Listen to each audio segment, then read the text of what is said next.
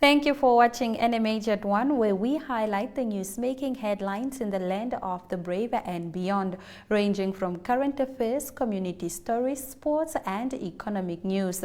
In the news today, government declares war on crocodiles. Bosses urge to revise drunk at work policies. Students owe Unam $600 million Namibian dollars. I am Aina Kweyo, and this is NMH at 1.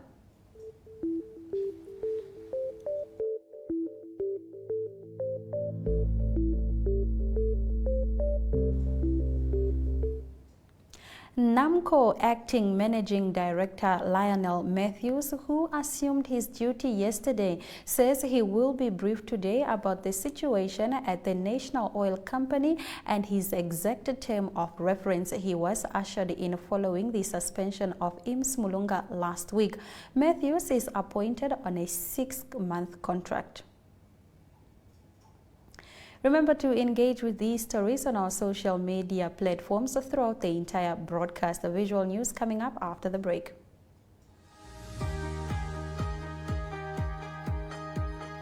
The Regional Review brings you news, views, and interviews from NMH correspondents from across the country.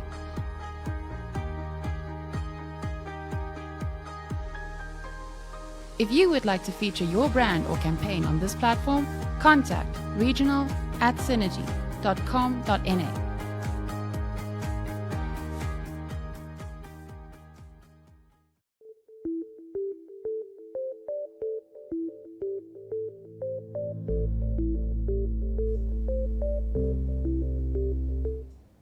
The ACDT launches the school booklet campaign for the year, with the first booklet, a combined English and Afrikaans version, available in the Namibian Sun and Republican newspapers today. Make sure you get a hand on the copy.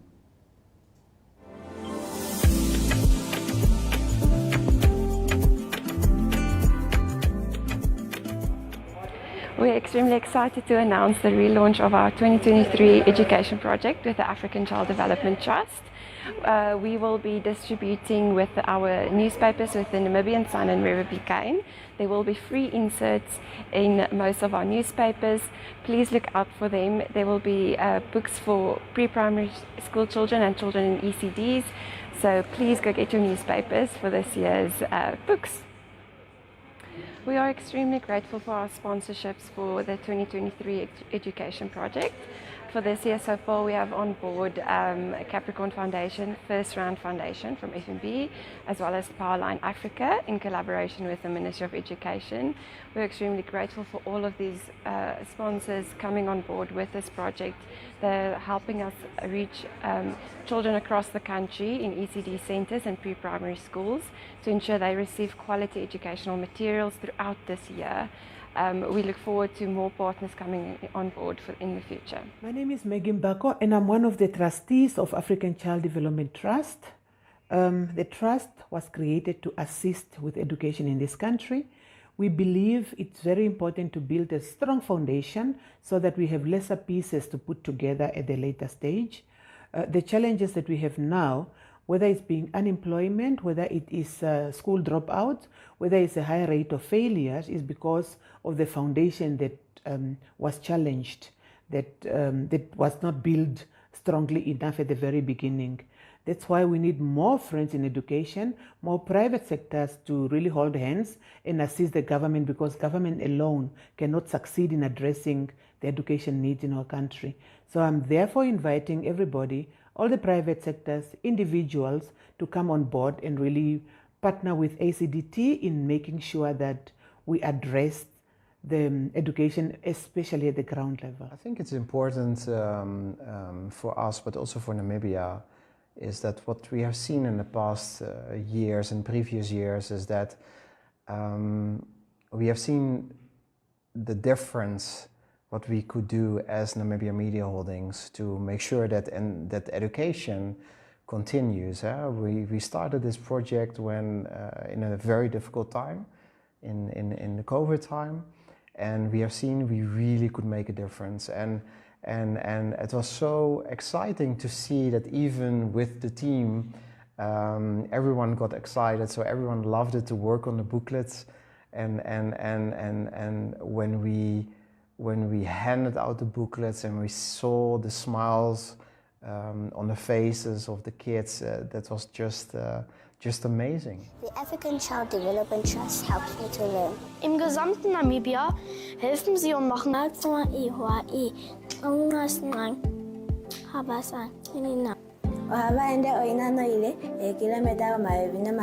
ngona rimwe opoli kwashipake kucha ondina omambo goskola ngashi goshindonga Ove moyo nene kushitanga kuvaterange milironge mayoviro naimwe ngeshitwa hetu shimbe mupango uno kona hange wahe homu mukunda hakakuhonge mandimi yao.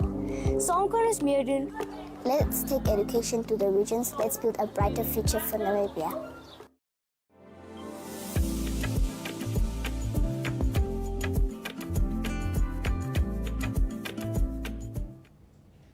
The Namibia University of Science and Technology and Namibia Wildlife Resort signed a memorandum of understanding at the university's high-tech transfer plaza.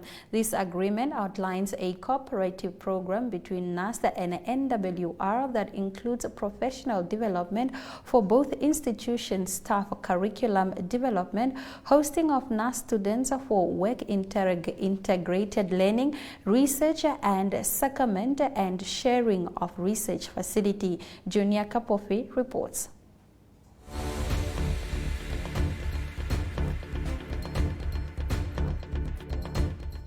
We've entered this agreement to really upskill our people.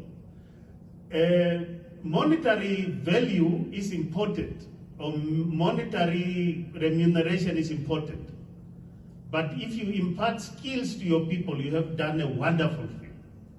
Even surpassing, according to me, monetary value. You have heard from the director of ceremony the number being already indicated as have gone through the training. It's really a substantial number, it's a big number. 75 already trained, 55 already also trained, and 75 still to be trained. If my maths doesn't fail me, that is around 205 individuals already trained. We have a total staff profile of 634 staff.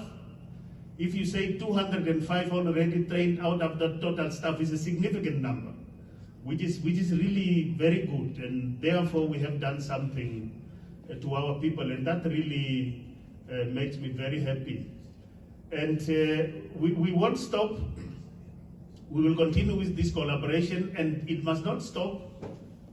We must try to find better ways how to enhance it, because doing that, I think it will accelerate to the achievement of the national goals. Vision 2030, NDP 5, Africa Agenda, all those things will come about through skills development and training.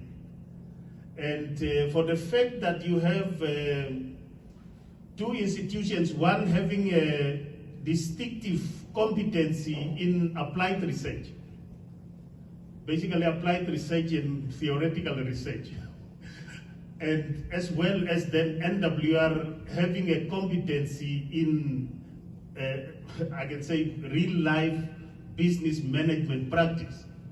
You know, those two things collaborating, applied research, real life business management practice, them coming together, that is big.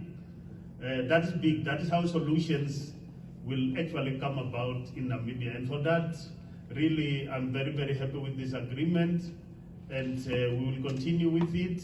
And I'm sure this synergy will be able to produce the good for the nation. I thank you.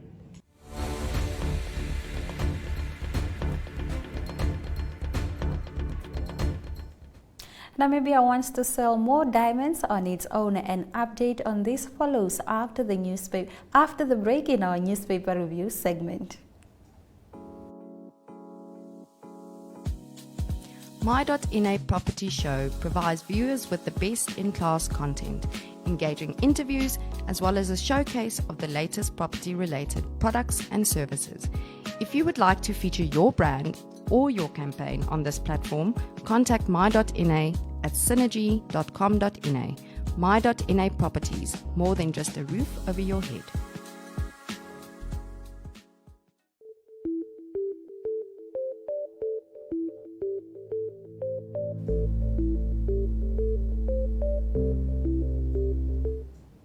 The Namibian Sun front page reports that Namibia will soon demand to sell a bigger share of the diamonds produced by its joint venture with De Beers. Mines Minister Tom Alwendo said this week the move could spark tougher negotiations when the sale deal expires in 2026.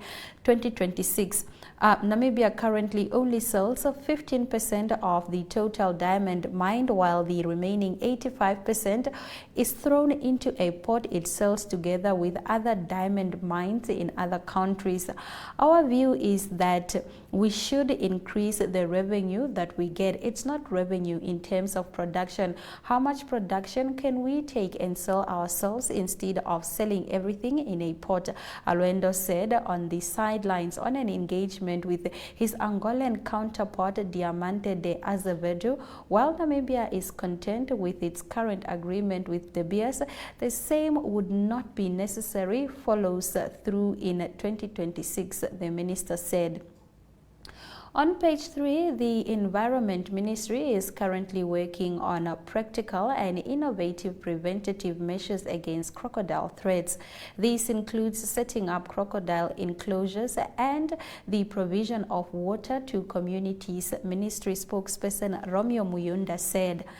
Other measures will include maximizing the benefits of conservation to ensure that benefit outweighs the cost, he added. This was after an 11-year-old girl, Matilde Muhuli, was killed by a crocodile in the Ndiona constituency in the Kavango East region currently while fetching water. The incident took place at Shikoro village on the 1st of April. Republican informs that Nigel van Wyk, accused in the Fish Road court case, testified in High Court yesterday during his latest bail application. He says he would not have been able to conspire with co-accused and his former employer, former Minister of Justice Saki Shangala. On page 3, Rihanna Scholes has just been inducted into the prestigious 7-continent marathon club after completing the Antarctic Marathon on King George Island. She has been jogging all her life but only started running long distances after the birth of her eldest child in 2011. The Allgemeine Zeitung leads on the front page with allegations made against the former governor of Ochonjo-Dhupa region, Otto Ipinge, by several former employees. The complaints have gone as far as to take Ipinge to labor court for late payment of salaries and unlawful dismissal. On page 3, the AZ is focusing on Namibia Investment Promotion and Development Board, which announced in a report that Namibia is not considered an optimal investment destination. The unclear NEEF and land policies, as well as high electricity prices, are a thorn in the side, it said. After the break, we bring you more newspaper review, starting with the Namibian newspaper.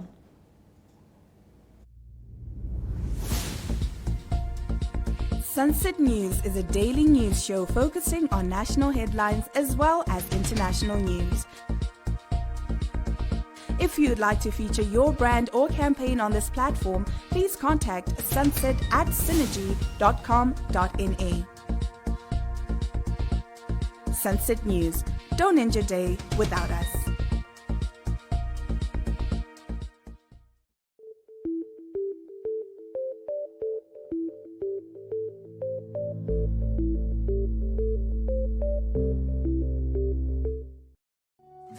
Take a load off and tune into another episode of Brave Namibia.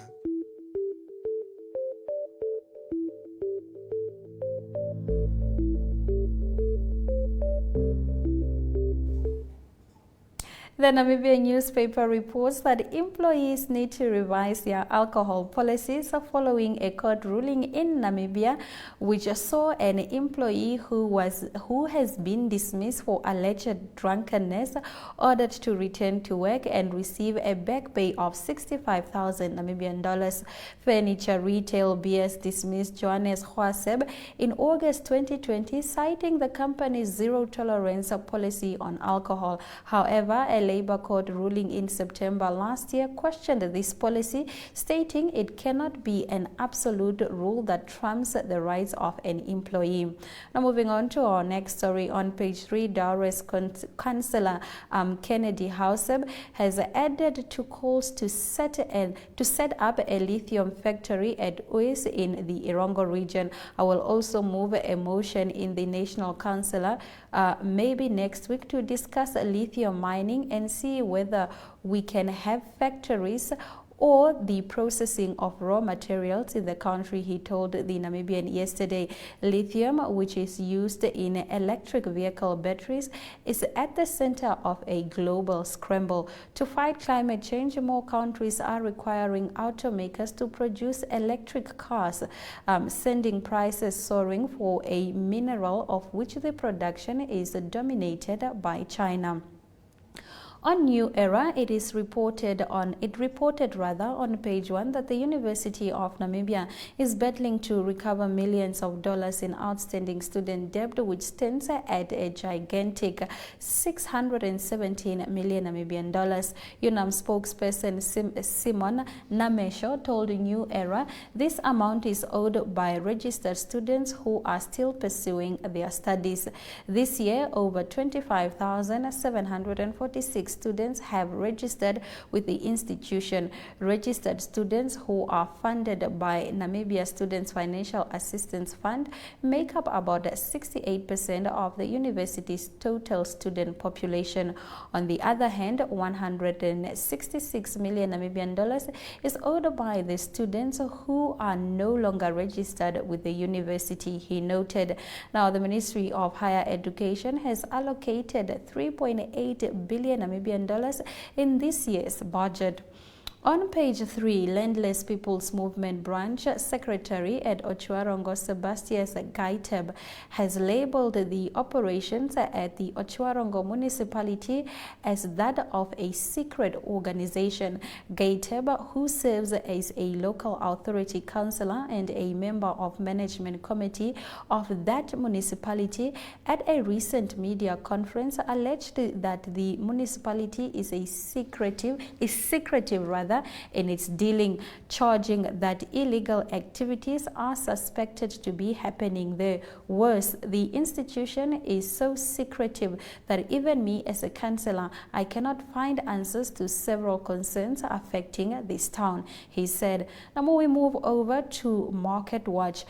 Namibians are well positioned to take advantage of South Africa's logistic crisis as their ports are not operating optimally because of load shedding, while theft and vandalism of the railway network are adding more pressure. Simone Storm economist Theo Klein shared these sentiments in an exclusive interview with Business 7.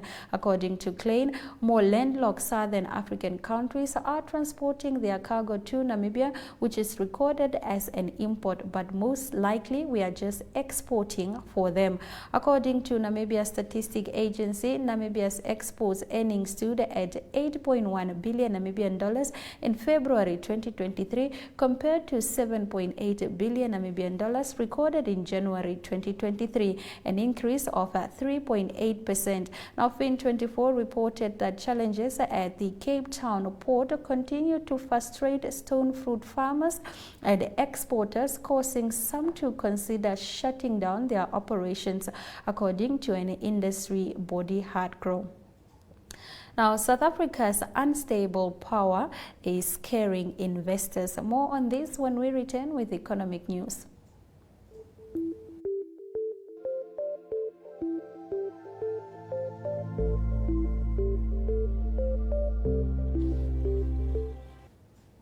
Investors are holding back on investment in energy-intensive projects in South Africa as the country's power crisis undermines business continuity and hurt economic growth. There are large investments which are energy-intensive where investors are courteous because they need to see that we can get investment requirements in place.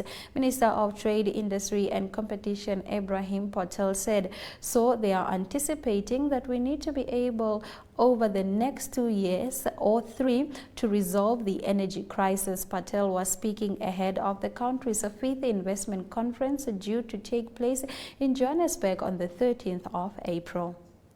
Now let's have a look at our economic indicators.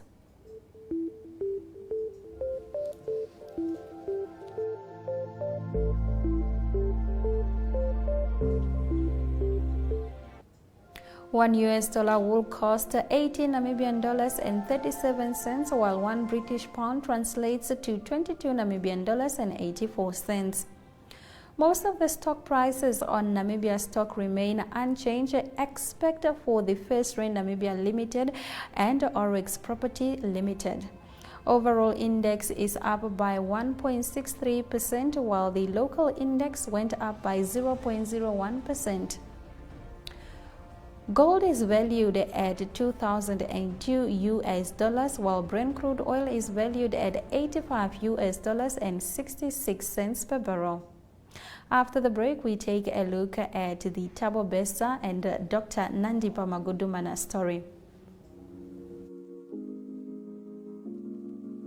Chill Sessions is an entertainment show that brings you the latest hit, fashion, and entertainment news.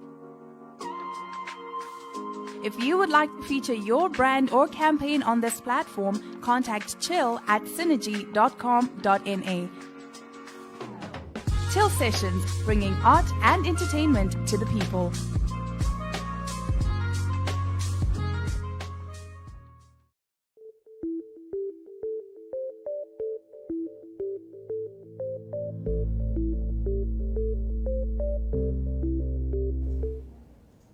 In our African news this afternoon, the father of a celebrity doctor and a prison warder has been charged in South Africa with helping the notorious rapist and murderer escape from jail. Thabo Bester was arrested in Tanzania on Friday, having fled from a jail last May by faking his own death in a fire and planning a corpse in his cell. He was arrested with his girlfriend, celebrity Dr. Nandipa Magudumana. Her father and the prison warden have now been charged with murder, arson, and aiding and abetting Bester's escape. Zozile Selekani and Senohone Matsoara are suspended. A suspended prison warder are accused of intentionally killing an unidentified person last March.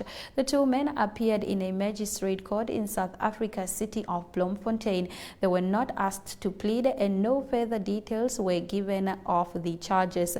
The case was postponed to the 17th of April for a possible bail application. Bester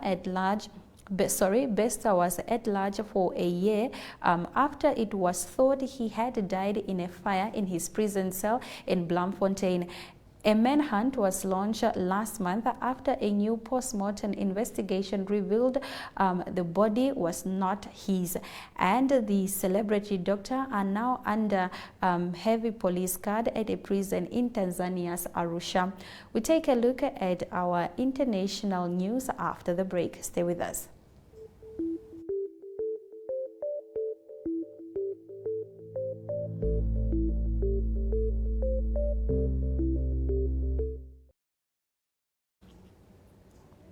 Four soldiers were killed in a firing at a military base in the Indian border state of Punjab early on Wednesday, the army said. A search for shooters was in progress.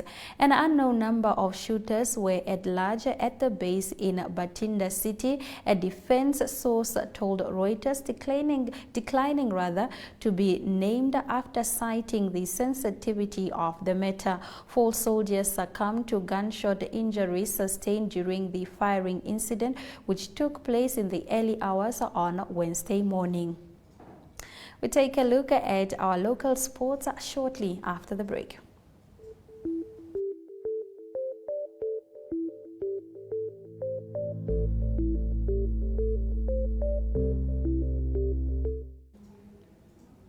In local sports this afternoon, only a handful of players have won multiple Golden Boot awards in South African football since the formation of the National Soccer League in 1985, and none have gone on to claim a hat-trick of wins. Peter Shalulile stands on the brink of that in the current campaign, despite an injury-ravaged season that has seen him sidelining for the large part.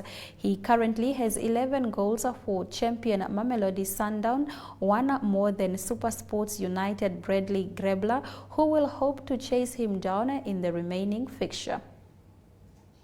After the break, we return with international sports.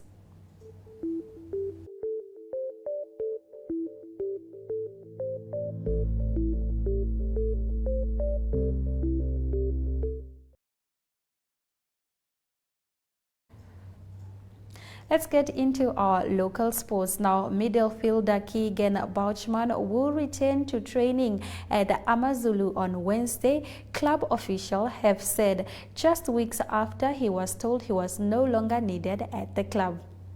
Now we take a look at our highlights shortly.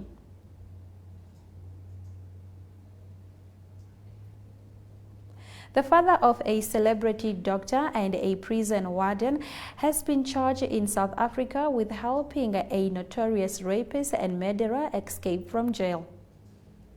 4 soldiers were killed in firing at a military base in Indian border state Punjab early on Wednesday, the army said, and a search for the shooters was in progress. Namibia's former